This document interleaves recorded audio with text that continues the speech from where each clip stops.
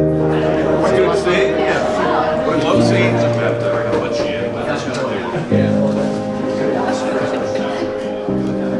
Good afternoon, everybody. I'm Jeff Webb, I'm the CEO of the Alumni Association and Foundation, and I just want to thank you for being here. This is the first time we've done anything like this, bringing in experts to talk about a historical topic and just to have midshipmen here. We've got the head of the Naval Institute here. I think the president of St. John's College is coming by, and then other alumni and friends and community members. It's just really terrific to bring this group together. I do want to credit, before we kick off, Jimmy DeButz, who is our shipmate editor, who is passionate about telling important stories of our alumni in the Navy and the Marine Corps. And he got this whole ball rolling, and we've been doing interviews and stories, and you're going to hear about that a little bit today. And then along the way, he has roped in other people to help him, and I just want to recognize Bill Tody here as well, who got connected with Jimmy, and he talked about this idea, and he jumped on and he brought this whole group together. So we're appreciative for all of the panelists being here and just to explore this interesting and important topic for the Naval Academy and the Navy. So with that, we will kick off the video. We've all studied World War II. To hear from someone who was there, even if you've heard stories before, to hear from one of our alumni about their personal experiences just brings that important period to life for us. But it's also a reminder, like, the history is all around us.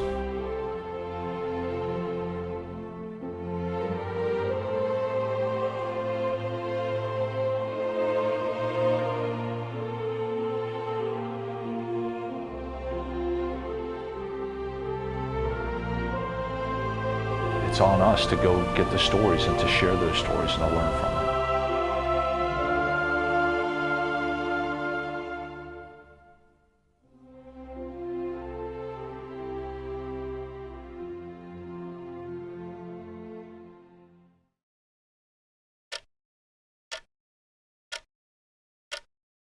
I'll tell you a story.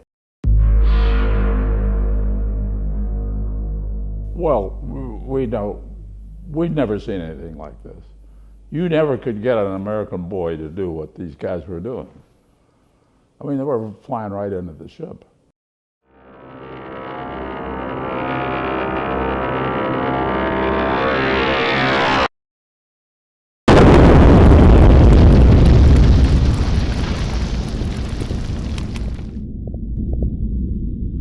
It's just enough to take your breath away, much less scare the living daylights out of you. We were successful until we got into the Lingayen Gulf. In Lingayen Gulf, the Halsey had taken his fleet north. We had no air cover. And the Japanese poured aircraft in there on us. And I can remember I'm sitting in the director, and here comes a plane out of the sky, and somebody says, "Hey, there's an F-6F." You know, we were looking for Halsey to come and rescue us. Then somebody else said, "That ain't no F-6F." And about that time, he turned in front of us, and he banked all the way around, and he came in and he hit us on the port side. His guns are blazing all the way up. He got my mount captain in mount number 3, who was out commanding the mount, and he got him right in the throat and killed him. And then he came right up past the director. He came so close that the heat was on the director. I mean, he went right by me, and he crashed into the main battery director above me. I was in sky forward, and he was the main battery director. Well, terrible explosion. You know, heat like you wouldn't believe. The metal on a ship gets white hot. If you touch it, you're going to be burned to the bone. And in the director, all of a sudden you're in like a furnace. And something in your mind says, I got to get out of here. So some of the guys went up through hatches. I went down through a hatch in the bottom. I didn't touch a ladder. Didn't touch a rung on the ladder. I went just down, ran out. You know, it was it's like a furnace. It's heated up so much. And I got out on the open deck. I said, this ship is not safe. I'm getting off. So my first thought was I ran down the deck. I could look down and I could see the mount number 1. I said, my plan was I'm going to jump on top of that mount and then I'm going to jump in the water. I'm getting off this baby.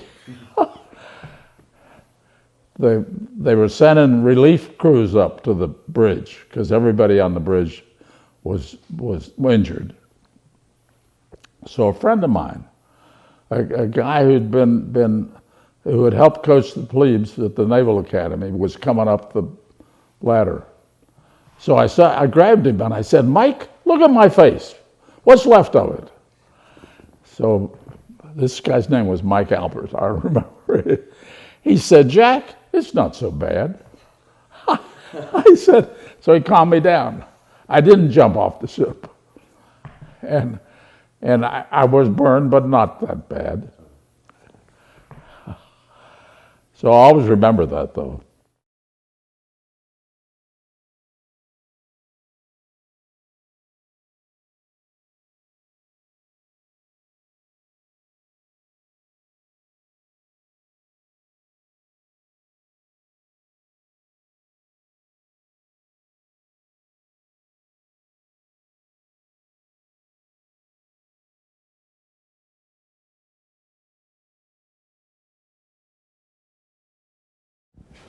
Well, thank you guys for everybody for joining us today. My name is Jimmy DeButz. I'm the editor of Shipmate magazine. As you saw in the video, Captain Galuli and his fellow Naval Academy alumni really personified the values of Naval Academy: honor, duty, and loyalty. And what we found throughout the last year or so was the stories of valor and professionalism and service. And so our mission in the last year has been to find and interview Naval Academy alumni who served in World War II and ensure those stories are there for future generations. And we had the privilege of interviewing 5 alumni, and we're proud to honor their service in Shipmate through our digital channels and through this panel. We're very excited to have such an esteemed panel with us today. They're going to share the stories of alumni and legacies of valor that epitomize what it is to be a Naval Academy alumnus. I turn it over to Captain Bill Tody, class of '79. This floor is yours. Thank you very much, Jimmy. Thanks for everybody for coming. I want to thank the Naval Academy Alumni Association for holding this event. It's really, really important that we honor the service and sacrifice of those who went before us. When Seth Perrin, who I'll introduce in a moment here, and I started our podcast, it's called The Unauthorized History of the Pacific War, over 18 months ago, we thought it'll be something we'll try, nobody will watch, we'll give up after a couple of months, and we'll say, well, at least we gave it a shot, right? So 18 months later, 5.3 million views as of this morning, 1 million audio listens, more than a dozen countries of subscribers, 30,000 something subscribers. They didn't forget it. They didn't walk away from it. Clearly it struck a chord with not just Americans, with people worldwide. Because grandpa and great-grandpa and all these people that served in the war, but never talked about it. And that's a key point. People came back from that war. They almost never talked about it. Now the family members want to know, want to hear the stories. And it's our great pride to help share some of those stories. And we're so happy to be doing it. So thank you for that. In the introduction to his book, The Rise and Fall of Great Powers, Paul Kennedy says, the guns are growing silent now, and their descendants will soon be as silent as the guns of Shiloh. And it's sad to think that all too soon, Human beings who actually heard those guns with their own ears will all be gone. It's critical to remember our World War II veterans for two reasons: to honor them and to provide for our future. Those veterans suffered the most horrific war in the history of mankind for our benefit, so we could continually ask ourselves the question, we should continually ask ourselves the question that Tom Hanks, his character, asked in the movie Saving Private Ryan. Have we earned this? Do we continue to earn this each and every day? Are we today worthy of their service and sacrifice? There are so many lessons from that war that must not be forgotten. Lessons that can help us avoid a future similarly tragic conflagration. And those lessons are vital to our future survival. For example, when he learned that I was in the Pentagon when the plane hit on 9/11, it was a World War II survivor who called me up that night, a good friend, a Naval Academy graduate, who said, "You got hit by a kamikaze just like us." It hadn't occurred to me until that moment that those were kamikaze airplanes. Those guys didn't invent this tactic. They were just better students of history than we were. There are so many lessons, and that learning takes leadership. And that's what this institution is all about. 80 years ago, this nation needed leadership in spades during the war that was the most destructive series of events in human history, with an unfathomable number, close to 60 million dead. While some historians have argued that apocalypse was driven by extremes of human greed, hegemony, and a zeal to elevate the stature of certain nations, no rational extension of human emotion can explain the Holocaust of 6 million Jews, 20 million Chinese, 24 million Soviets, 1 million Filipinos, 4 million Indonesians, or the win-at-all-costs strategy of the leaders of countries who were themselves destroyed as a result of their aggressiveness. In fact, any dispassionate review of the causes of that war leads one to the conclusion that there is such a thing as pure evil. Whatever the source of the conflict, Annapolis graduates were front and center in the development and execution of the solution. The second most powerful human being on earth, it can be argued, was Fleet Admiral William Leahy, class of 1897, Naval Academy graduate. The two officers who drove our victory in the Pacific Theater were Fleet Admiral Ernest King, class of 1901, and Fleet Admiral Chester Nimitz, class of 1905, Naval Academy graduates. Nearly every naval commander in both the European and the Pacific Theater, not every senior naval commander, nearly every naval commander in both theaters graduated from this institution. Those officers had an immeasurable impact on building the most powerful Navy the world has ever seen and likely will ever see, developing the grand strategy that brought that war to a close, then executing that strategy to its ultimate conclusion. But we aren't here to talk about those senior leaders today. We're here to talk about other Academy graduates, leaders who are younger, more junior, some you may never have heard of, but who had substantial impact on winning the war at the tactical and operational levels. Officers like Allen, Wheelock, Bauer, Lee, Ramage, Beach, O'Kane, and Morton, men who risked greatly in service to the nation with no understanding of where the outcome might come. Without officers like them, winning each battle on the seas and on the beaches of the European theater and the Pacific, no amount of grand strategy would have led us to victory. They were graduates who lived up to the spirit of the Naval Academy with the highest ideals of duty, honor, and loyalty. So let's begin. We're talking about the aviators.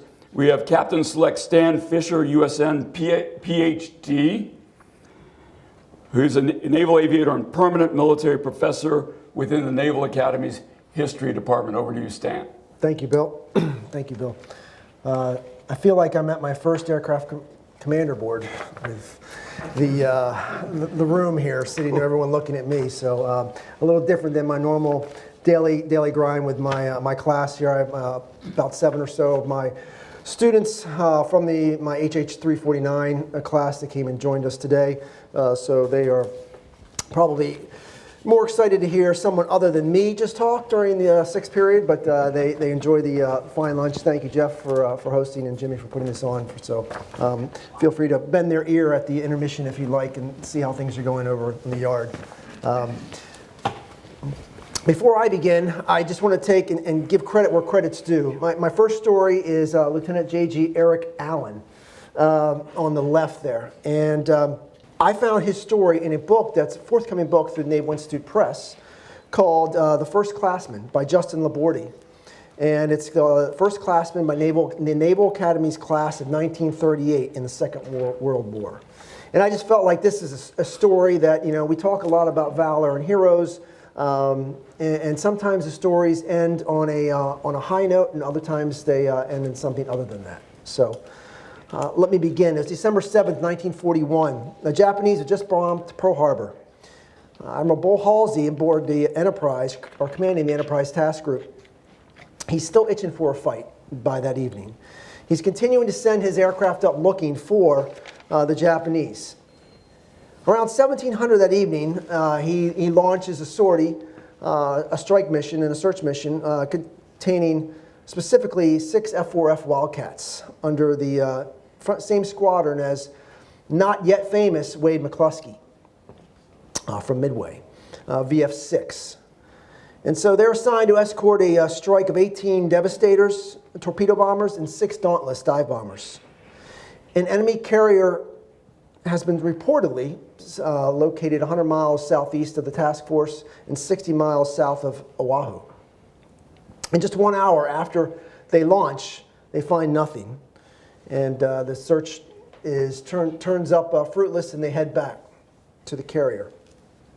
The Wildcats take a little detour, not sure why, when, but they basically ended up about 15 minutes behind the rest of the strike mission.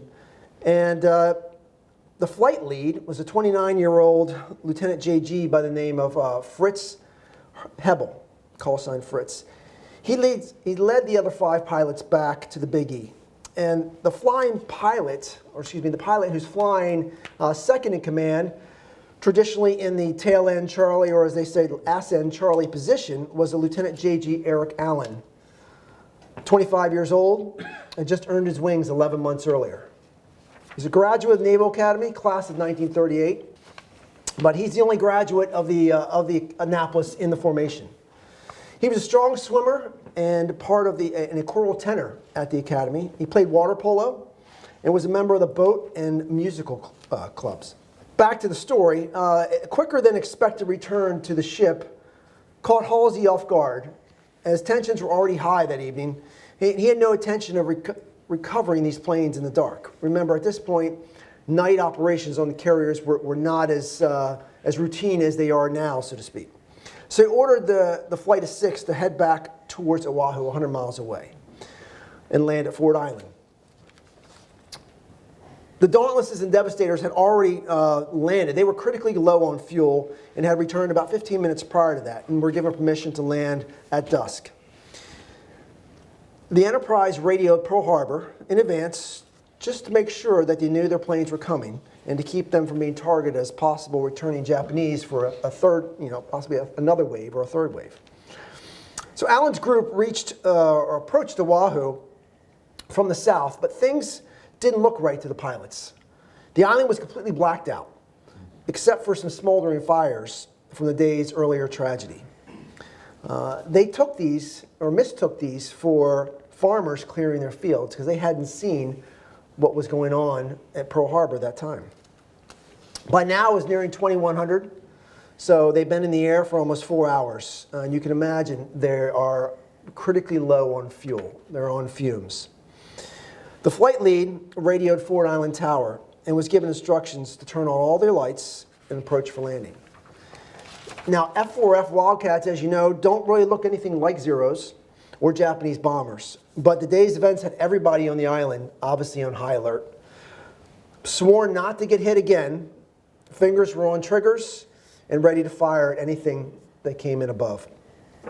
Supposedly, some of the gunners on the ships and shore batteries at Ford Island challenged the incoming aircraft with light signals that were supposed to identify friend or foe.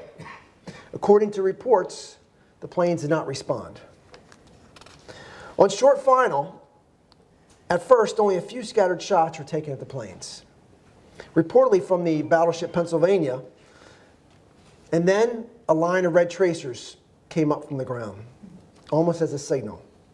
Fritz Hebel, in the lead aircraft, immediately aborted his landing, and all the other pilots scattered instinctively, as they had been trained to do so. This triggered all the other survivors, gunners, watchstanders on the island to begin shooting as well, thinking that this was it. This was that third wave to come in.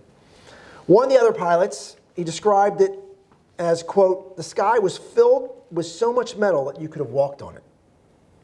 A sailor aboard the USS California recounted, "By God, this time we are going to shoot back." And that they did. Allen's flight lead, Fritz Hebel, was hit. His engine knocked out on final. He crash landed into a sugarcane field and broke in two and caught fire. He was rescued by civilians, taken to the hospital, but the following day he died of his injuries. Another pilot, Hebel's wingman, not an Academy graduate either, Herb Benjies, he was hit as well. Now his plane crashed into a popular watering hole on the island called the Palm Lodge and exploded. So double the devastation there. Menzies died quickly, but is recognized as the first U.S. Navy fighter pilot to be killed in the Pacific War. Now, as far as Allen, the only Annapolis grad in the flight of 6, his main fuel tanks were hit with ground fire on his approach. Already on fumes, he had just seconds to bail out, which he did just above the dry dock channel in Pearl Harbor. Unfortunately, due to his low altitude, his chute never fully opened, and he smacked the water extremely hard, sustained serious injuries internally. But the adrenaline and his strong swimming skills for many years playing water polo kicked in. He stroked through intense pain through the debris-covered and oil-slicked water. He swam a few hundred yards past the dry dock channel, and then the severely damaged battleship USS California. Can you imagine what he's looking at and what the sight is from the water at that point at nighttime, and considering the injuries that he had. Allen was seen by sailors on a minesweeper searching for bodies still in the harbor and quickly pulled aboard. He was then taken ashore to a makeshift triage center where he joined the mass of maimed, injured, and dying casualties from the day's horrible events. While corpsmen were cleaning the blood and the oil and the other muck and ooze off of his body, particularly in his torso, they realized that he had been hit with a .50 caliber round after bailing out. Talk about bad luck. Still hanging from his parachute, most likely, is when he took the round in the stomach. Later that night, as he was under care, before midnight on December 7th, one of his lungs collapsed.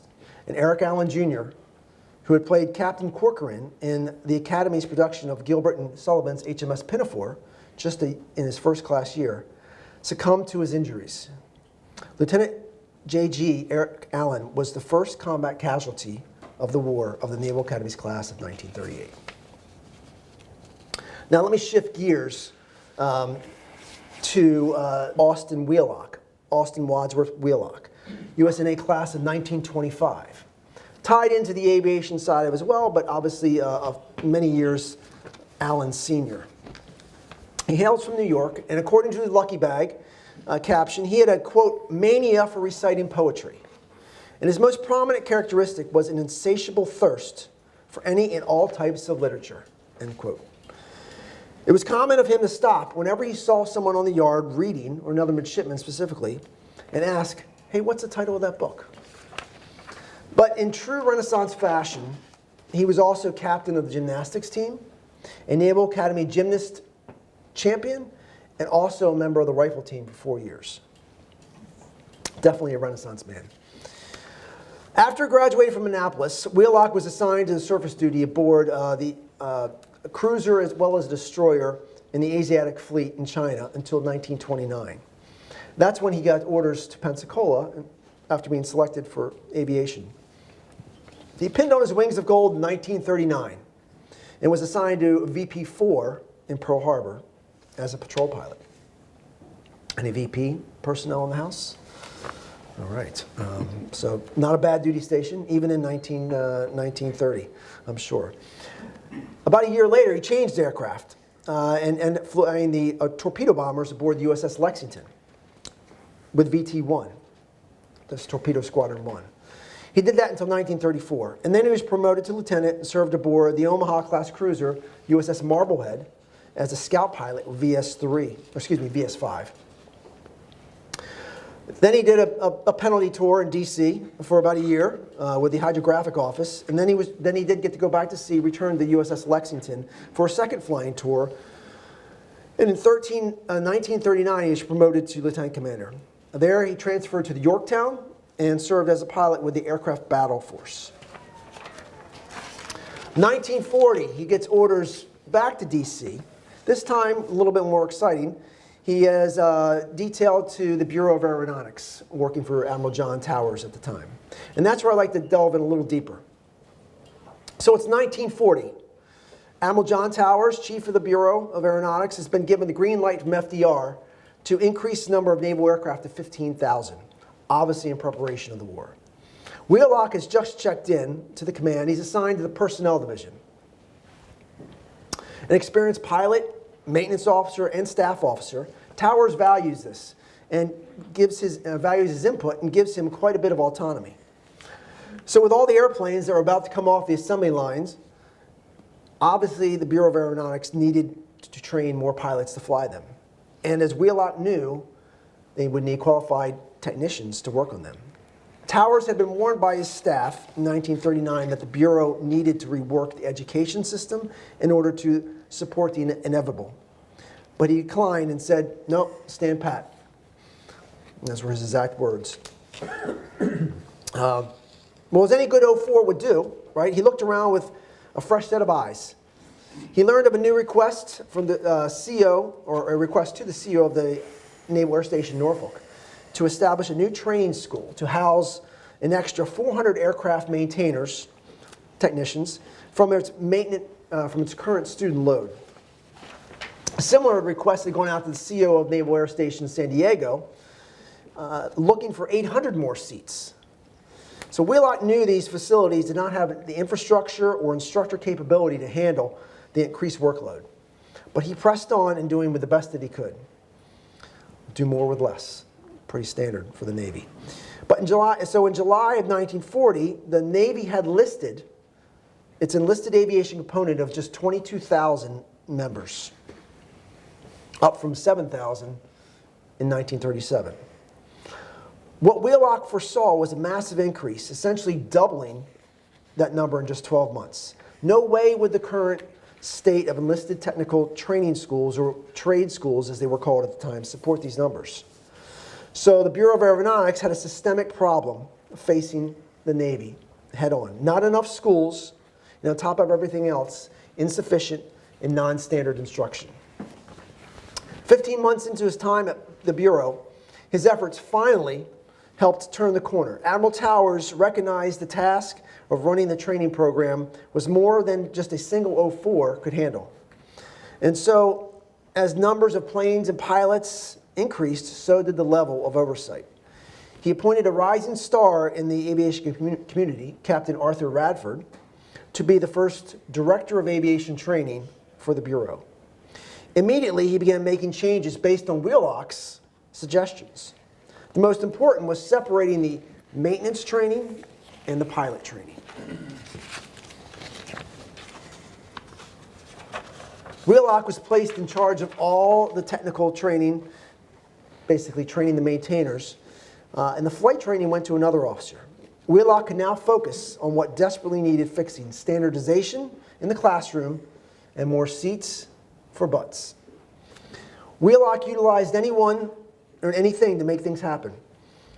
He implemented a civilian teacher program. He brought in reservists from industry. He pleaded for seasoned veterans from the fleet to come back on instructor duty orders. A thing that, at that time, director or chief of the Bureau of Personnel, Navigation, Nimitz, was adamantly against. So this was a Nimitz-Towers fight.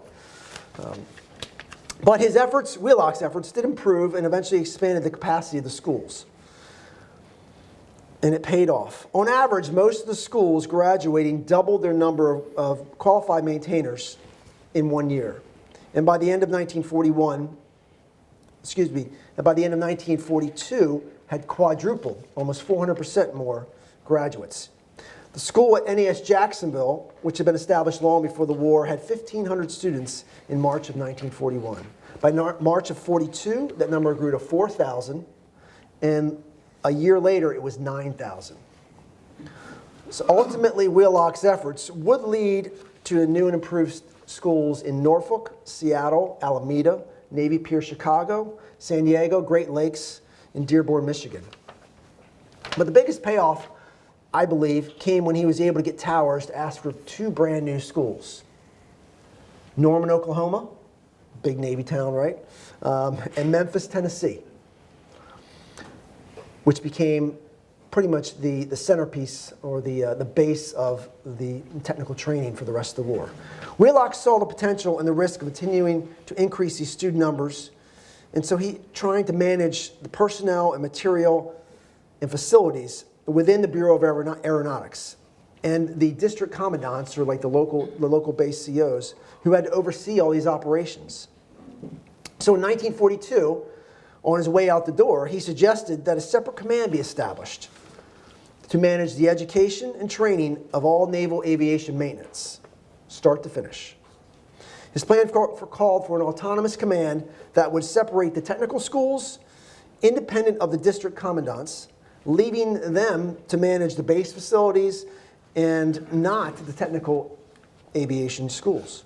His plan would also centralize command authority of those trade schools. He believed that a single unified authority could better mandate standardization in technical education across the entire geographic spectrum of the United States.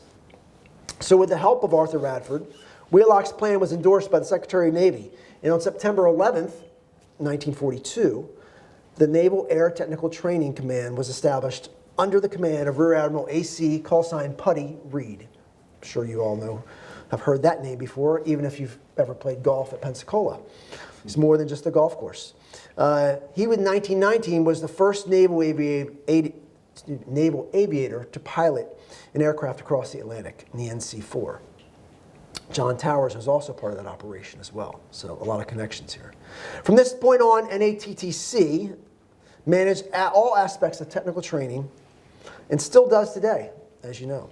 By the end of the war, over 300,000 enlisted technicians and aviation maintenance officers had graduated from NATT schools. Think about that. In 1937, we had 7,000. Wheelock's foresight, innovation, and courage to call it like he saw it had a lasting effect on World War II, and ultimately the victory.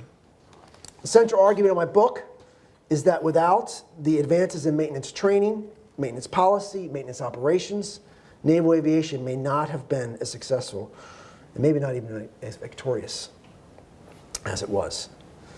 In 1942, Wheelock was given command of the USS Matagorda, a seaplane tender, which performed escort duties and provided logistics, delivery of ordnance, and aviation parts to the fleet. Quite appropriate. Eventually, he was promoted to captain a year later. It's a pretty quick promotion schedule back in those days, and was ultimately took command of an escort carrier, USS Shipley Bay, at Pearl Harbor. Participated in the Okinawa campaign as well as Operation Magic Carpet Ride, bringing troops and personnel back to the States at the end of the war.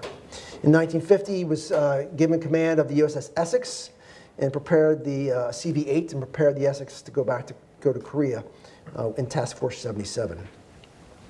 Unfortunately, in 53, well, not unfortunately, he was promoted to Rear Admiral in 53, but unfortunately, a few months later, he was placed in care at Bethesda Naval Hospital for an unknown illness and died on November 12th at the age of 50, 1953.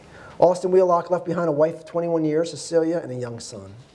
Just something that I came across doing research on him a little while ago. On one of these military forums online, there was an individual who was apparently in an antique mall. He was waiting to get his brakes done in his car, and he happened to walk, and it's probably one of those shops that has lots of military gear. And he came across the old school green aviator jacket, which some of you very well may have had those. I wish we still did. I think it was one of the best uniforms we ever had. Pulled it off the rack, and inside of it says Austin Wheelock. So this guy posted this on this online, did some research, all the same stuff that you hear there, but no discussion of his role at Beware. That was all glossed over. It was all looked at his service in the fleet and what he did in the war. But a couple years go by and you see another person comes on a thread, and it's actually Austin Wheelock's grandson, who never knew him, and said, "Excuse me, I'm Austin Wheelock's grandson. I'd like to buy that jacket from you." And they communicated, and I don't know the end of the story because the thread ends, and I did reach out, but that was just a few weeks ago. I haven't heard back. But you never know what you might find in an antique store, which could lead to something pretty great in terms of history. So, thank you. Thank you, Stan. So two parenthetical, Stan, as we come out of that. Seth and I talk often about things that won the war from the naval aviation standpoint. Number one, we didn't abandon our pilots after they went in the water like the Japanese frequently did. Number two, the training pipeline was such that we were able to produce a large number of pilots and bringing back frontline pilots to the training schoolhouse to train the pilots that were going to go back out there. And number three, maintenance. And those technicians, the sailors who maintained the airplane. And without number two and number three, it would have gone a lot differently. So thanks for highlighting all that for us. You're Good. welcome. So now we're going to cover the Marine Corps. And to do that, we have Peter Owen, Lieutenant Colonel, United States Marine Corps, retired, who's part of the adjunct faculty at the Marine Corps University. All right, Over to thank you, you. Pete. Thank you. Hey, it's an honor today to talk about our Academy's Marines in World War II. I want to thank the Alumni Association and Captain Toady for including me on today's panel. When the guys asked me which Marines I would like to talk about this afternoon, Harold Bauer, class of 1930, was my immediate first choice because he was not just a selfless, courageous, and freakishly talented fighter pilot, but because his experience at the Academy profoundly shaped the type of leader he became. In that sense, I think Bauer's story says something profound about the Academy's contribution to World War II. He graduated high school in Alma, Nebraska, and at the Academy, he was a standout athlete in football and basketball and lacrosse. For his first 5 years in the Marine Corps, while he was with the 6th Marines at Quantico, he also played for the Marine Corps football team. And he would come back here on temporary duty to coach the basketball and the lacrosse teams. He also came back to instruct marksmanship. So he finally earned his wings in February 1936, and by the time Pearl Harbor was attacked, he had a reputation as the reigning top dog among fighter pilots. He had a reputation as a gifted, aggressive aviator and a demanding, no-nonsense leader that his junior pilots wanted to earn his respect. So in March 1942, he took command of VMF 212, the Hellhounds. His pilots began referring to him as the coach because of the way he commanded. He coached and he inspired his Marine aviators the way he had coached and inspired midshipmen and Marine athletes. On the ground, he diagrammed tactics on a blackboard. He would challenge his aviators in aerial duels, him flying a two-seater utility SNJ against one of his pilots in a Wildcat. He'd wax him, and then he'd take him up in the SNJ on the next hop, and he'd demonstrate what he would have done. He'd critique the pilot on his mistakes and make him a better pilot. As one lieutenant put it, nobody minded his tough way of talking, though, because it was better to learn through the coach than through Japanese gunfire. And there was nothing personal about him. He was simply comparing you to the man he wanted you to be. Bauer and his pilots would be flying the Wildcat against the faster and more maneuverable Zero. Fleet doctrine admonished fighter pilots not to dogfight, but to stick to gunnery passes and then dive, the only maneuver in which a Wildcat could escape a Zero. Bauer had none of that. He admonished his Marines, be an aggressor. Your job is to shoot down Japanese planes. Outsmart the enemy. You should have complete confidence in your armor and confidence in your ability to shoot down any plane you see. And most importantly, he told them, when you see Zeros, dogfight them. Bauer and his squadron deployed to Ifate in the New Hebrides in March 1942, but he did not get up to Guadalcanal until September, well over a month after the Marine landing there. While at Henderson Field to coordinate at a commander's conference, he volunteered to fly with one of the squadrons. On his very first mission, he shot down a Japanese twin-engine bomber. He was back on Guadalcanal on 3 October and got another chance, again volunteering to fly with one of the squadrons up there. He flew with a 5 Wildcat division, which spotted a formation of 9 Zeros. The Wildcats instantly attacked, even though outnumbered, and in an incredible feat, Bauer shot down 4 of the Zeros. After becoming an ace in just his second dogfight, though 5 of his guns were now jammed and he was low on fuel, he saw a Japanese Zero maneuvering to attack one of the Marine pilots who was in a parachute, and he chased him away. 2 weeks later, Guadalcanal was under siege. Japanese battleships had pummeled Henderson Field, and air raids were wearing down the Cactus Air Force. In the midst of the crisis, Bauer finally got to bring his squadron up from Ifate. Most of his squadron had landed when another air raid began. Bauer, again low on fuel, spotted dive bombers attacking a seaplane tender. He instantly attacked and downed 3 dive bombers, bringing his total score to 8 already. Brigadier General Geiger, commanding the Cactus Air Force, put him in charge of all the fighter planes, no longer in charge of his own squadron. He didn't fly very often, but through some of the most desperate air, sea, and land fighting of the campaign, he directed the fight for control of the sky over Guadalcanal's vital airfield. As the battle commander, he skillfully directed his Marine, Navy, and Army Air Force fighters against frequent onslaughts like a coach on the sidelines, calling plays, switching out players, and staying a move or two ahead of the attackers to place his pilots in the best position to fight and win. A month later, the campaign culminated in what historians now term the Naval Battle of Guadalcanal. Navy and Marine aviators repeatedly attacked Japanese warships and transports, attempting to overwhelm Guadalcanal's defenders. Lieutenant Commander Jimmy Flatley, class of 31, and skipper of Fighting 10 off Enterprise, had just landed at Henderson Field, and he saw Bauer in a Wildcat, and he climbed up on top of his wing, and he said, "Hey, where are you going, Joe?" And Bauer said, "I'm tired of seeing the boys off all day while I stay behind." On his final mission, after he downed his 9th aircraft, a Zero he did not see shot him down. Captain Joe Foss, the Corps' leading ace of all time, spotted Bauer in the water, but Nargis intervened before a seaplane could get up there, and the next morning they could not find him. Bauer was the only Marine from the Naval Academy who was awarded the Medal of Honor in World War II. He had accumulated 9 aerial victories, but he was probably prouder that the squadron pilots he had trained were credited with downing 92. Destroyer escort USS Bauer was commissioned in his honor, and a plaque was mounted in room 5207 in Bancroft Hall, which I hope is still there. Anybody? All right, go back and check that, Mids. The coach's legacy is that the Academy made him the leader who made his pilots believe that they could go toe-to-toe with Japanese Zeros, and he trained them to do it and win. All right, we're going to move to the next slide, please. All right, there's a lot of faces up here. Their story of valor, sacrifices, and dedication fascinates me. These 11 guys were all lieutenants serving in the Far East at the outbreak of war. They're all class of 1939. Only 25 members of the class of 1939 were commissioned in the Marine Corps. That was typical back then, and that's out of a class of 581. Now, I know our class of 2024 has 267 going into the Marines. That's outstanding.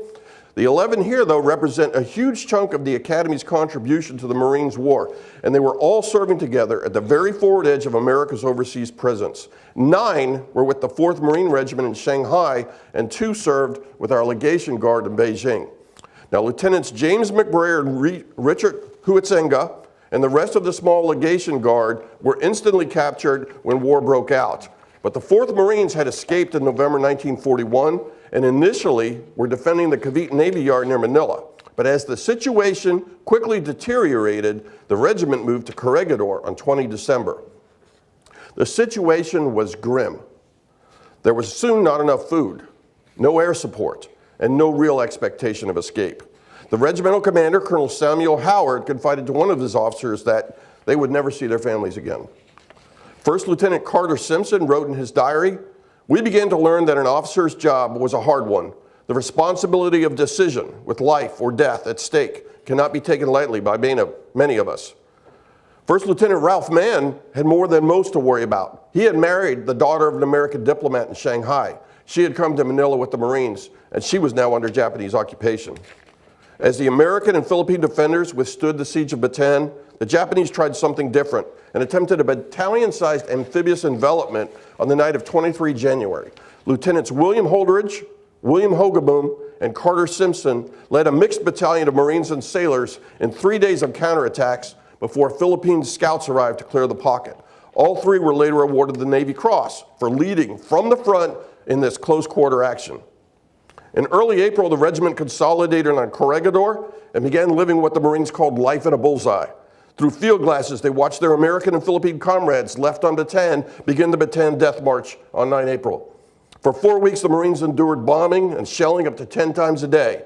Chow was reduced to 1,000 calories a day. Marine soldiers and sailors succumbed to malaria. The garrison knew Corregidor's reckoning would soon come. And on the night of 5 May, Lieutenant William Harris told his Marines, "I've got word that landing boats will attempt a landing. They'll be coming in here someplace. Fix bayonets." When the landing did come that night, Harris's Marines slaughtered the first waves of Japanese. In a confused seesaw fight, Holdridge and Hogaboom again led night counterattacks. But Japanese numbers and tanks overwhelmed the garrison by mid-morning. The 4th Marines burned its colors and surrendered. Marine casualties in the fighting were 89 killed, 167 wounded, and 1,487 taken prisoner, of whom almost 1 in 3 would die from neglect, abuse, and beatings. None of the 6 in the top row here survived. Ralph Mann died in captivity in the Philippines during the first year, and I have not been able to find out the fate of his wife. After 1,317 days of starvation, disease, hard labor, and torture, things got worse. To prevent the liberation of American troops who had landed at Leyte, the Japanese crowded 1,600 prisoners aboard Orinoco Maru on 14 December 1944. The next day, American aircraft mistakenly attacked her. Only 600 survived the sinking.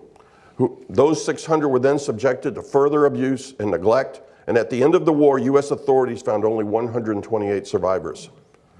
For the remainder of the class of 39, Holdridge and Hogaboom perished during the attack on Orinoco Maru.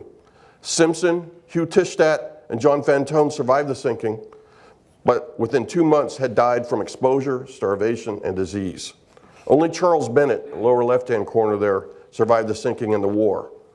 McBrayer and Huizenga, who had been captured with the legation guard, had been held in China all this time, and in May 1945, they escaped from a train. They walked across China to U.S. forces and arrived back in the U.S. in July. Jack Hawkins, second from the right on the bottom, had been captured on Corregidor, but in April 1943, he and 9 other Americans escaped from Naval and joined up with Philippine guerrillas. A submarine extracted Hawkins in November 1943.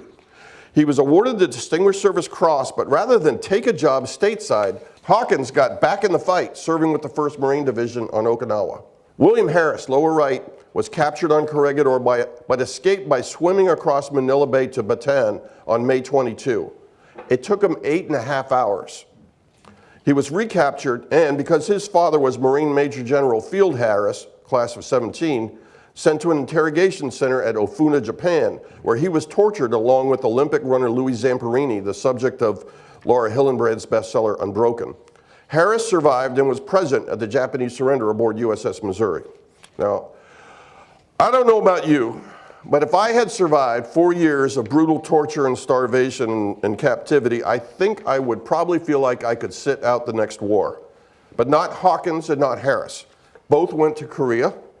Both commanded infantry battalions in the 1st Marine Division. Hawkins commanded 1-1 in both the landing at Incheon and at Chosin, where he earned a Silver Star.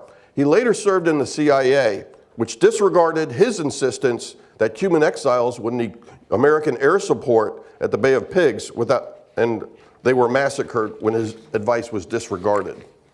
Harris had married after his release. He had 2 daughters at home by 1950, but he volunteered and he commanded the 3rd Battalion, 7th Marines at Chosin.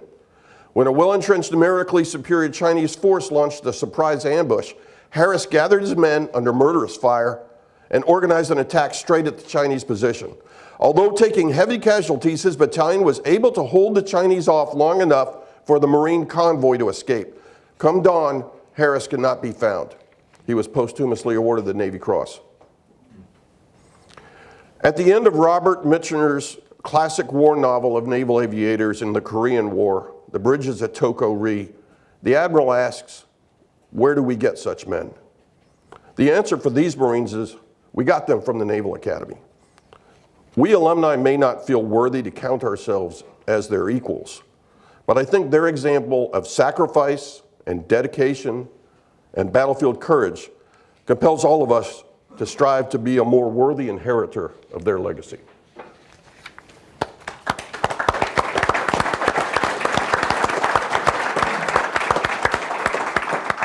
Thank you very much, Pete. There are tens of thousands of similar stories that we could tell. We don't have time for that today, but I do want to hand the baton over to my good friend and co-host of our podcast, Seth Paradin. Now, unlike me, Seth is a real historian and in fact was the chief historian at the National World War II Museum in New Orleans for 15 years. Over to you, Seth. Thank you very much, Bill. I appreciate it. 2 of the guys that I'm going to talk about today, if you want to advance, there we go. The first guy on the right-hand side, or the left-hand side of the screen, as you're looking at him, is a gentleman named Willis Augustus Lee. He entered the Naval Academy in 1904, graduating in 1908. Lee's roommate, Edmund Norton, said of him, quote, he only concentrated on those things that mattered to him, which for Lee was rifle shooting, and rifle shooting, unquote. As such, it was natural that the Kentucky native would become a member of the Academy's rifle team, and later, in 1920, where as part of the United States Olympic team, Lee participated in 14 events, winning 7 medals, 5 gold, 1 silver, and 1 bronze. His record of 7 medals stood as the most won by an American Olympian until 1980. What makes his shooting accomplishments, and you can't tell in this picture, even more amazing is that he was damn near blind. He wore Coke bottle thick glasses his entire life, with the exception of this photograph right here. He consistently memorized the eye chart so he wouldn't fail it in his physicals every single year. Poor eyesight or not, however, the one constant throughout his entire pre-war service was that nearly all of his assignments were gunnery related. Even when he was ashore, Lee's work brought him down the path of gunnery in some shape or fashion. He worked at Buord in the late 1930s up until 1942, where he was instrumental in designing anti-aircraft gun mounts aboard ships and pushed for the development of the revolutionary VT proximity fuse that would play an enormous part in American fleet anti-aircraft defense in the Pacific. It was here at Buord that he ran into this new technology that would actually define his and the United States Navy's career for the rest of the war. That new tech was called radar. In August 1942, and let me step back just 1 second. The one thing about Lee is that he was an innovator, and you're going to hear about this here in a minute. He was a gunnery guy. He wanted to shoot. That's all he ever liked to do. He used to build guns and shoot rats aboard his first ship. He was kind of a strange guy, but he was absolutely brilliant. Absolutely brilliant. In August 1942, Lee was pulled from shore duty and sent to the fleet as Commander Battleship Division 6. Arriving in the Pacific in late September, he immediately began digesting all of the after-action reports that occurred on surface actions in the South Pacific. And pretty much everything that Lee read was bad. Just about everything that had happened had been bad. From Savo Island to Java Sea, defeat after defeat after defeat at the hands of the Japanese, and surface combat consistently. The one thing that confused Lee was that many of the ships that lay on the ocean's bottom, he knew for a fact because he put them there, had radar. Yet none of the commanders, be they captains, admirals, or whatever, had ever seemed to adhere to the new technology of radar. And this confused him because most of these guys were within his class range, 2 to 3 to 4 years, junior or senior, yet they saw the same material he did, but they never adopted this new material. He had studied the SG surface radar sets that were now coming into the fleet. These are the things that he had witnessed at Buord, and the then new Mark III fire control radar. He'd seen what the sets could do at Buord and immediately recognized their potential for targeting and gunnery. As I said, for whatever reason, the other admirals that were within his era did not adopt this new technology. They relied on the time-old tech of visual sighting of the enemy and using rangefinders to dial in naval gunnery. Lee didn't worry about any of that. In late October, Lee hoisted his flag aboard the battleship USS Washington, BB-56. Big Wash was in Espiritu Santo at the time and was in the middle of installing her radar sets when Lee came aboard. He immediately took over the job of installing the radar sets and telling the Bureau of Ordnance people that were actually installing them where to put them. He wanted to put the monitoring sets close to the flag bridge, close to his station, so he could consistently watch these sets. This was the first CIC of the Pacific Fleet. Albeit ad hoc, it was the first CIC developed at that time. Once aboard USS Washington, Lee, along with Washington's captain Glenn Davis, constantly trained Washington's gun crews to perform ever better, ever more efficiently. In a target practice, using radar-controlled gunnery for the very first time, Washington used USS Atlanta CL-51 as a target. A source none other than Lloyd Mustin, who would later become Admiral Lloyd Mustin, observed Washington's shells land in Atlanta's wake time and time and time again from a distance of 35,000 yards, and remarked to his diary, quote, "Those 2,700-pound armor-piercing projectiles are going to be very bad news for anybody they're ever aimed at," unquote. On November 13th, 1942, Lee would have the chance to aim those 2,700-pound armor-piercing shells. Admiral William F. Halsey received intel that a Japanese surface force consisting of 1 battleship, 2 heavy cruisers, 2 light cruisers, and 9 destroyers was heading to Guadalcanal to shell the Marines ashore before attempting another nocturnal troop reinforcement. Halsey sent the only 2 remaining heavy surface forces that he had at his disposal to stop these Japanese. At 19:15 hours on November 13th, signalmen aboard USS Washington received the following message from Halsey to Willis Lee, quote, "To Commander Task Force 64, proceed north with both battleships and your destroyers at best speed." The night was clear and the waters were calm as Lee directed his task force into Savo Sound. As the night grew darker, pitch black night after a while, human eyes had trouble seeing any more than a few hundred yards ahead. Washington's radar took over. Her PPI scope for her SG radar swept the sea, and at 22:52, Washington's radar indicated targets in 2 columns, north-northwest, making 21 knots at a range of 18,000 yards. This is just damn cool right here. So like Lee, he was a constant smoker. The guy would light a cigarette and take another cigarette and light it with the butt that he had in his mouth. No surprise that he probably had cancer when he died of a heart attack at the end of the war.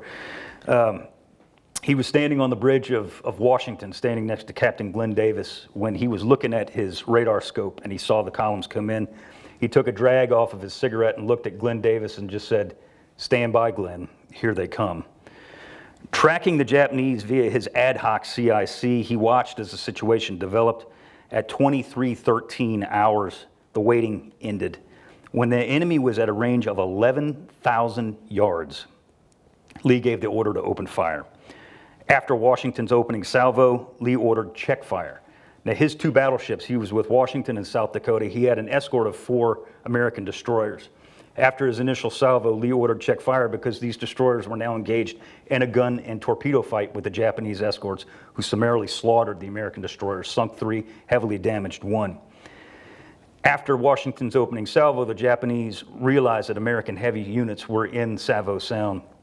Radio snoopers aboard USS South Dakota were listening in on the Japanese radio traffic, and they were very silent until Washington and South Dakota opened fire, and then South Dakota noted in her diary that Japanese voices were very excited and numerous after the opening salvo.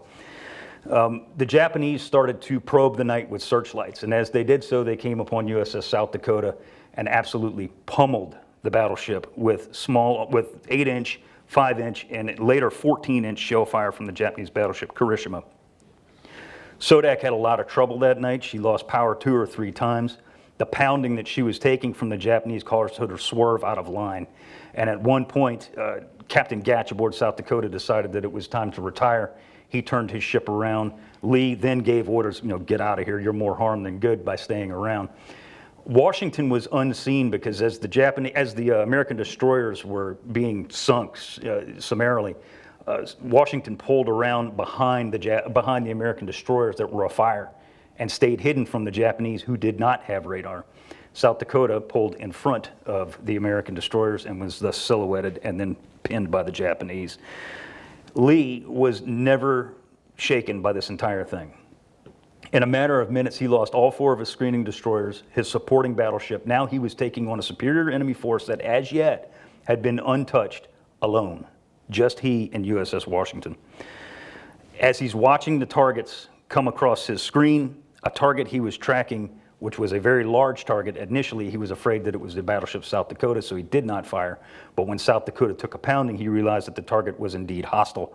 At a range of only 8,400 yards, Washington emerged from the blackness like some sort of monster, and Lee casually looked at Washington's gunnery officer, Harvey Walsh, and simply said, quote, "Let them have it." With that, Washington opened fire with a full 9-gun, 16-inch, 45 caliber broadside. The battleship's first shells appeared actually to be close aboard misses, but later forensic analysis has showed that those shells punched through Kirishima's waterline, and they were essentially Willis Lee's answer to the Japanese long lance. Main battery spot, Hank Seeley aboard Washington, nudged her battery up just a smidge, and 20 seconds after her first salvo, they unleashed another 9 16-inchers, slamming into the Japanese battleship's superstructure, hitting her in her 3rd level bridge, and blowing away everyone in it. Washington's 3rd salvo was even more accurate. 5 of her shells struck Kirishima amidships, with 1 shell penetrating below her waterline, causing massive flooding. 5 amidships hits blew open bulkheads, penetrated inside the ship, exploded in close proximity to Kirishima's secondary battery, causing ship-threatening fires and leaving 30-foot holes in her deck near her casemates.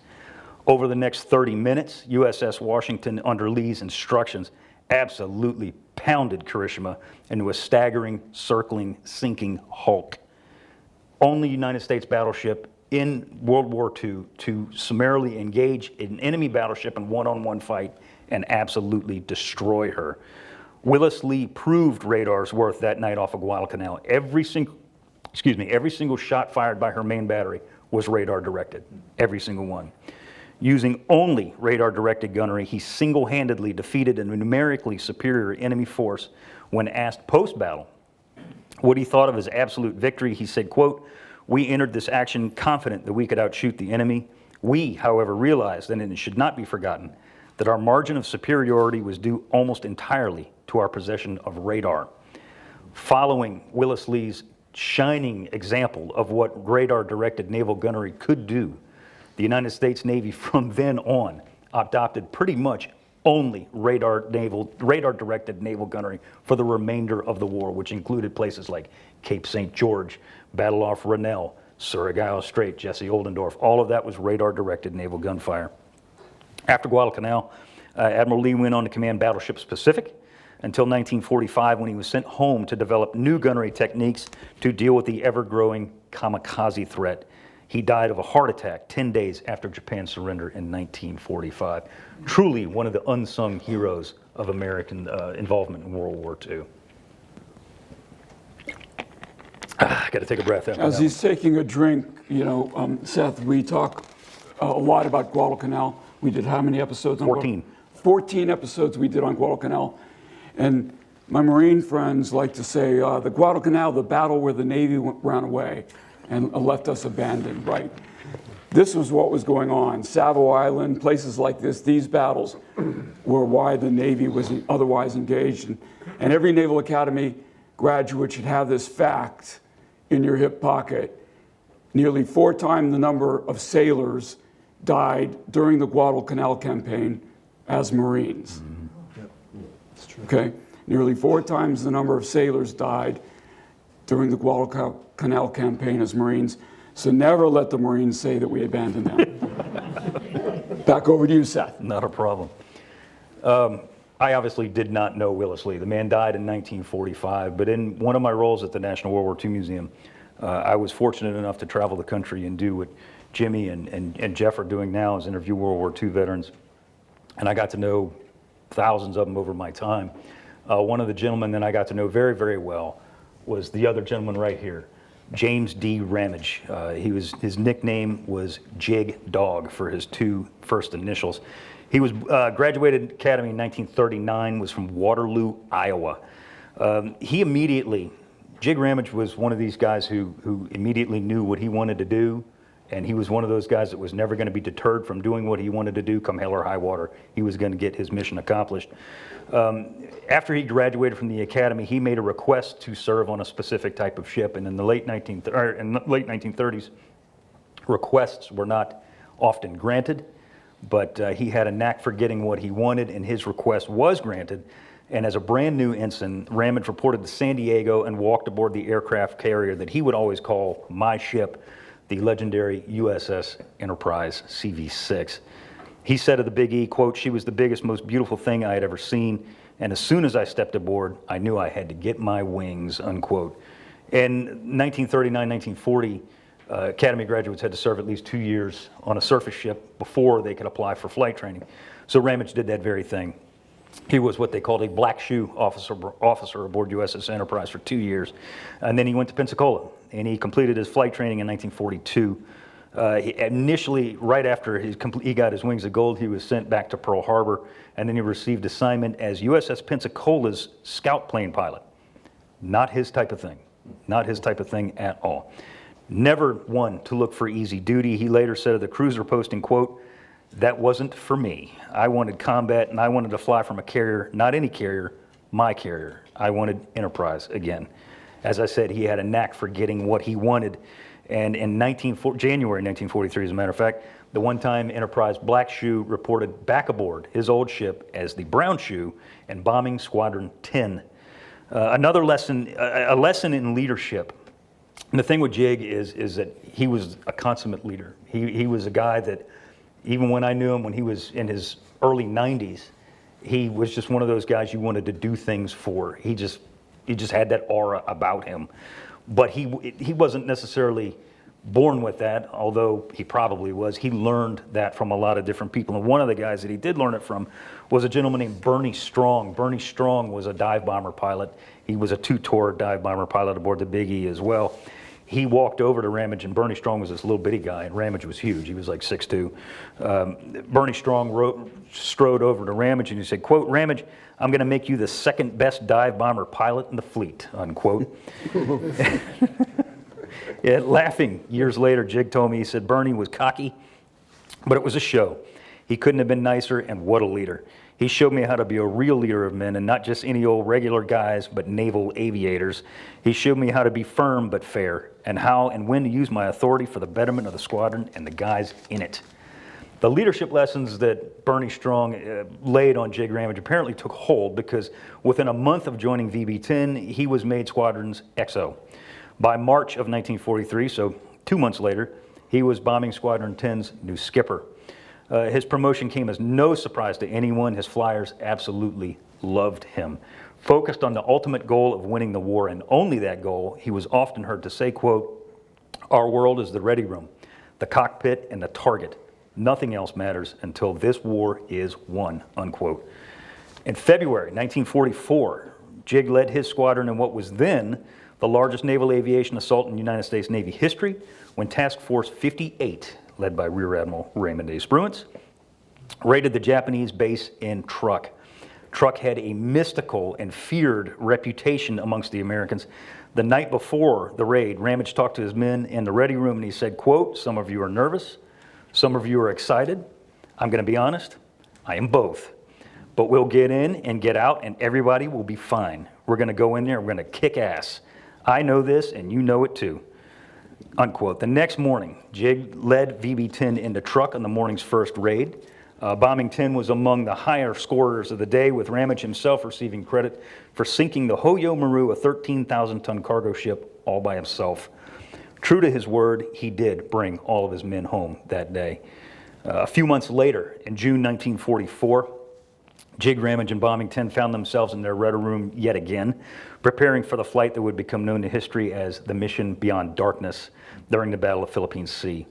The Japanese carrier fleet had been located at the furthest distance possible from the American fleet, and in order to attack the Japanese that day, the Americans would have to launch their aircraft late in the afternoon and would theoretically arrive over the Japanese fleet as it was getting dark, meaning that there would be a night carrier landing for combat aircraft that could have been damaged, certainly would be low on fuel, and their pilots or crew could be injured. It was going to be a hairy night, shall we say. The big thing about the strike was not only that they were going to land at night, it was at the furthest distance of their fuel range for the American aircraft. Two squadrons in the fleet at that time were flying SBD Dauntless dive bombers, Jig Ramage's Bombing 10, and Ralph Weymouth, also an Academy graduate, and I believe class of 1939, his Bombing 16 aboard USS Lexington. Looking at the distance, Ramage knew that the flight would be a stretch for his SBDs, as I was saying. He told his flyers, quote, "It's a long one and one many of us might not come back from, but I will do my damnedest to make sure every one of us does. You just hit the carriers and stick with me. I'll do the masterminding around here." After launch, the Americans were told that the Japanese were actually 1 degree off in the initial sighting in navigation. That 1 degree equated to a 60-mile deviation in course, pushing the limits of the already soon-to-be fuel-starved birds a further 60 miles.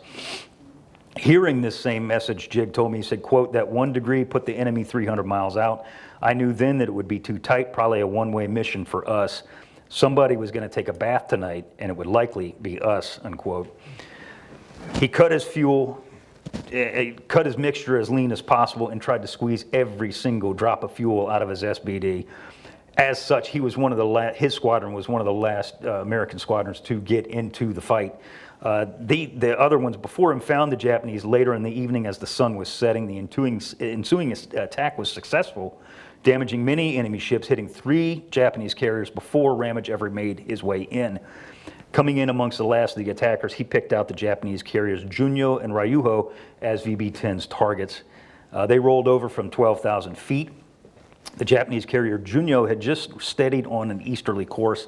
He was diving down. SBDs would dive to anywhere between 75 and 80 degrees in a vertical dive. He could see the Japanese AAA firing at him as he dove, but he held steady, dropping his bomb at 1,500 feet.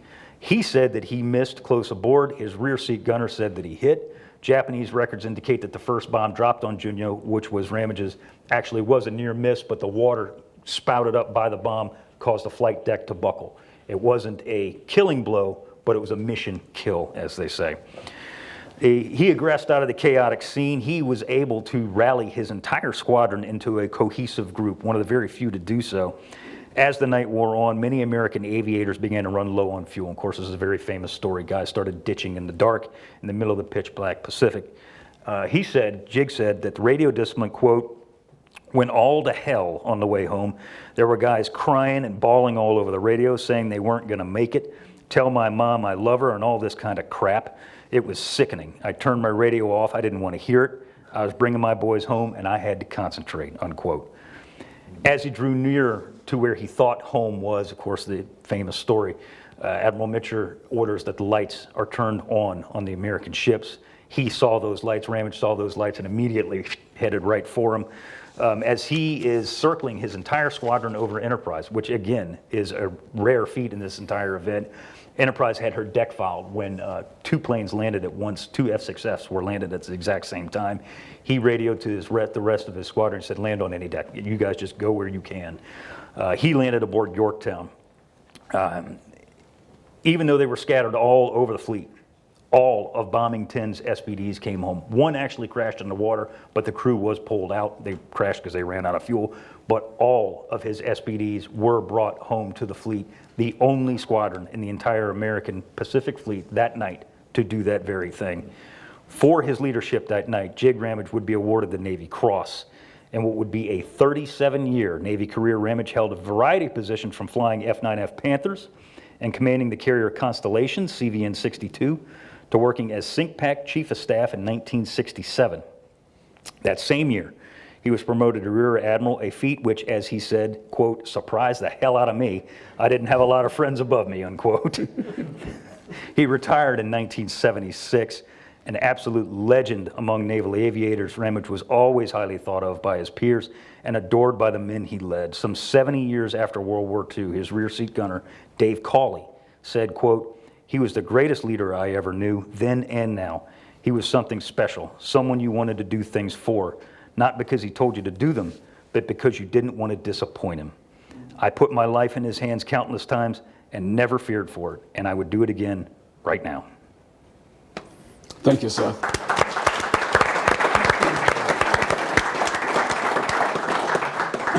Okay, last but certainly not least, the submariners. Spoken like a true submariner, right? So as the war was winding down in 1945, there were more dentists in the Navy than there were submarine officers. Submarines constituted 2% of the fleet and sunk 55% of the enemy shipping. Let that sink in.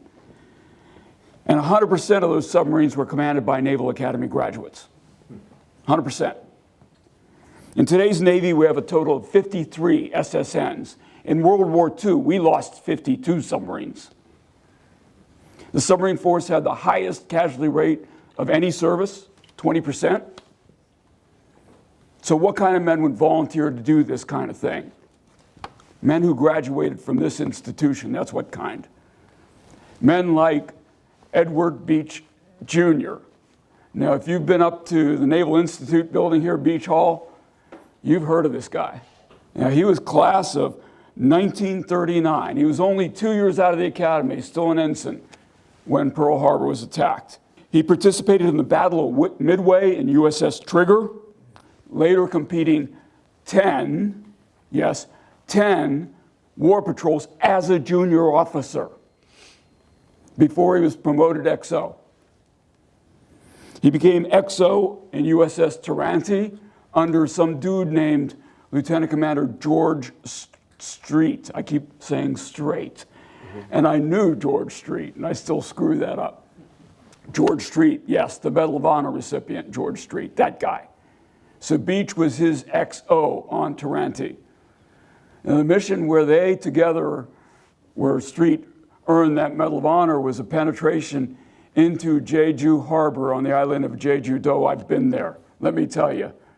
It's shallow, it's narrow. I don't know how the heck a submarine, even at periscope depth, could get into that harbor without dragging the bottom. But they did it. He sunk 3 ships, an ammunition ship, which was substantial, and 2 of its escorts. Now, keep in mind that the Japanese had suicide surface boats running out of Jeju Island during World War II. They didn't use them much, but that's where they were running out of. So these guys had to stay submerged. Otherwise, they could have been attacked by one of those suicide surface boats. And that was Beach's 11th war patrol as XO. 11, okay? He was itching to get in the fight. He was finally given command of USS Piper in 1945 on his first patrol in command. Happily, the war ended. But here's a guy, 12 war patrols, and his service didn't end with the end of the war.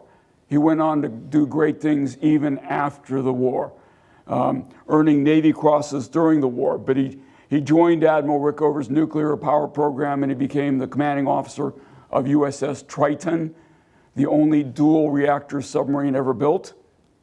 He was Eisenhower's naval aide, and most people know Ed Beach from his books that he wrote. I was introduced to Ed Beach as a 6th grader reading Run Silent, Run Deep, but that's one of the many books that Ed Beach wrote. Later, I became friends with him when I was in command, and I was working on the exoneration of the captain of the World War II cruiser USS Indianapolis. His name was Charles Butler McVeigh, and Ed Beach was working on the exoneration of Admiral Kimmel and General Short. And I found out that he was working on those exonerations, so we got together.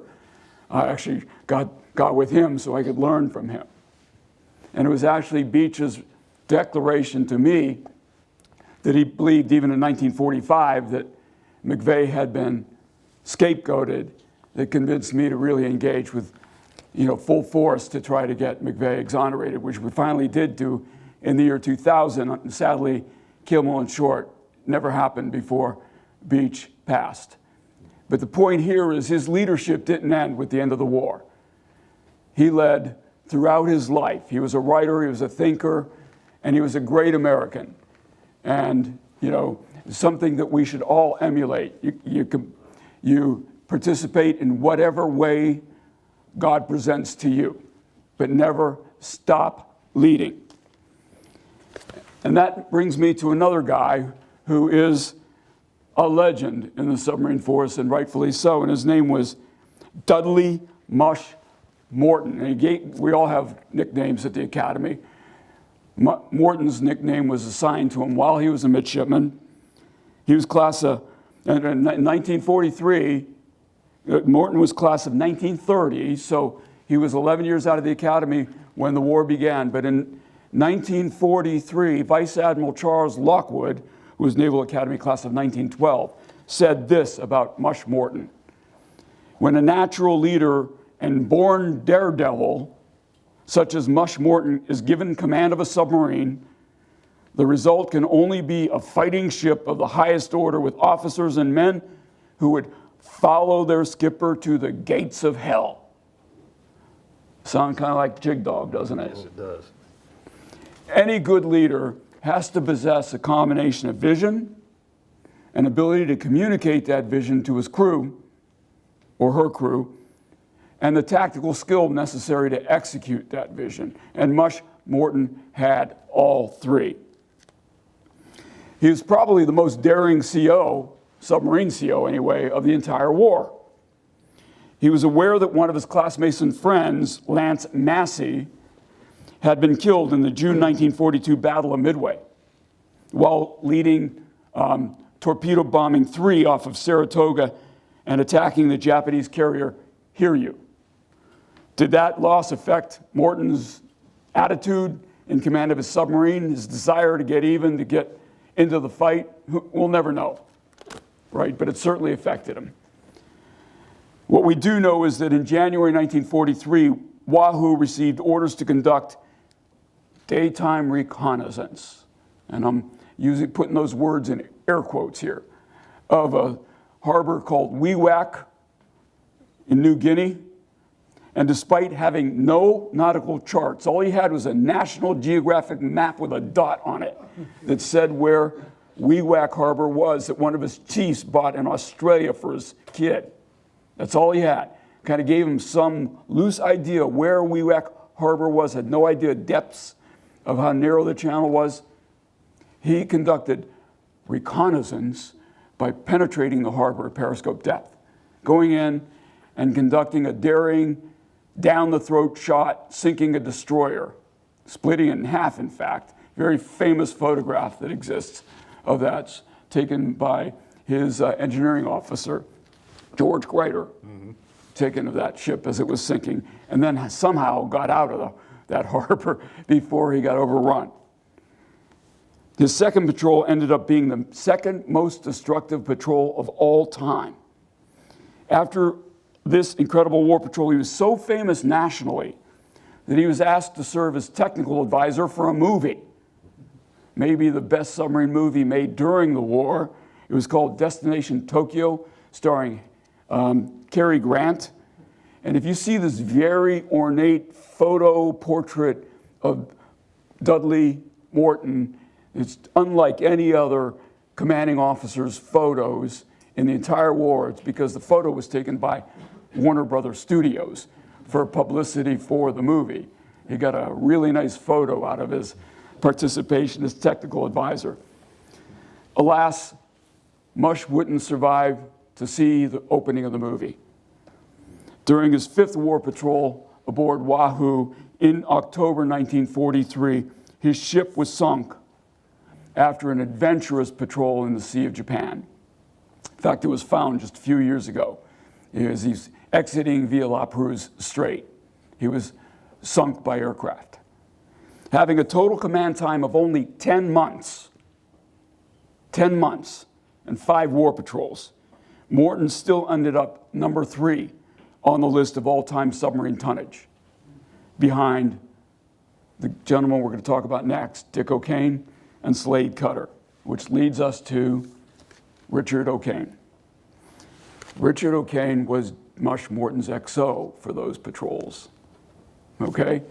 During his tenure as Morton's XO, George Grider, the number 3 officer on board, said that O'Kane matured from a petulant teenager's attitude to a cold, calculating, wartime leader under Mush Morton. I met O'Kane in 1977 here, not in this building, but on Bancroft Hall. When he came to the Academy selling his first book, Clear of the Bridge. Truth is, despite reading Beach's book in 6th grade, I had no intention of going submarines until I met O'Kane and read his book. And then that was it. That's all I needed. That closed the deal for me. If you haven't read that book, read it. You want to know what World War II submarines like? Read that book. Great submariners often arrive in pairs like Beach and Street on Taranti because O'Kane learned his craft from Morton. O'Kane became the highest rated American CO in history, sinking 33 ships and 116,000 tons.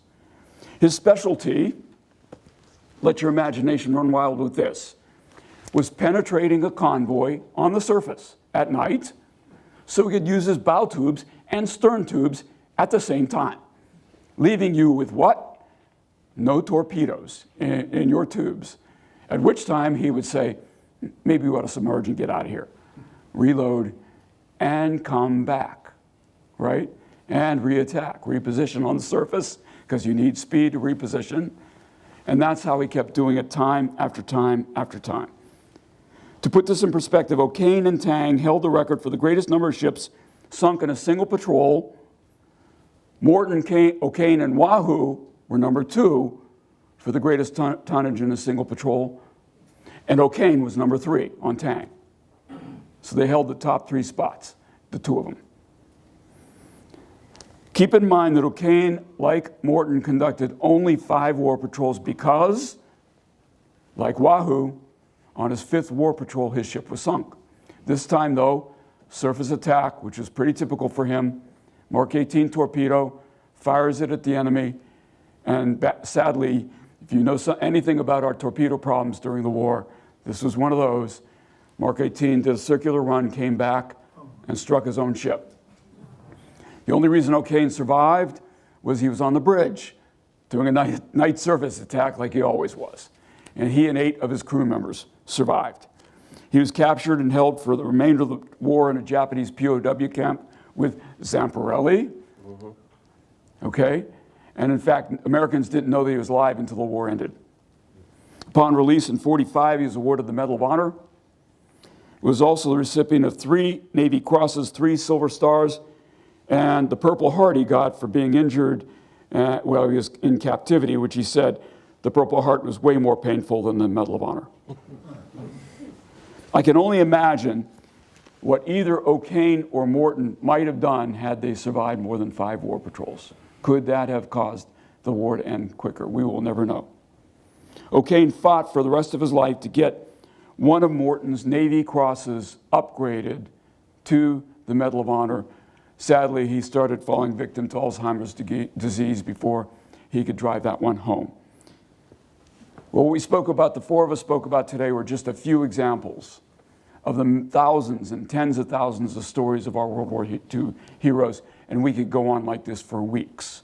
My admonition to everybody here and watching is what I started with. Earn this. Their service and sacrifice. That's all. Earn this. I think the plan now is to take a break, and then we'll come back and answer any questions you might have. Thank you very much.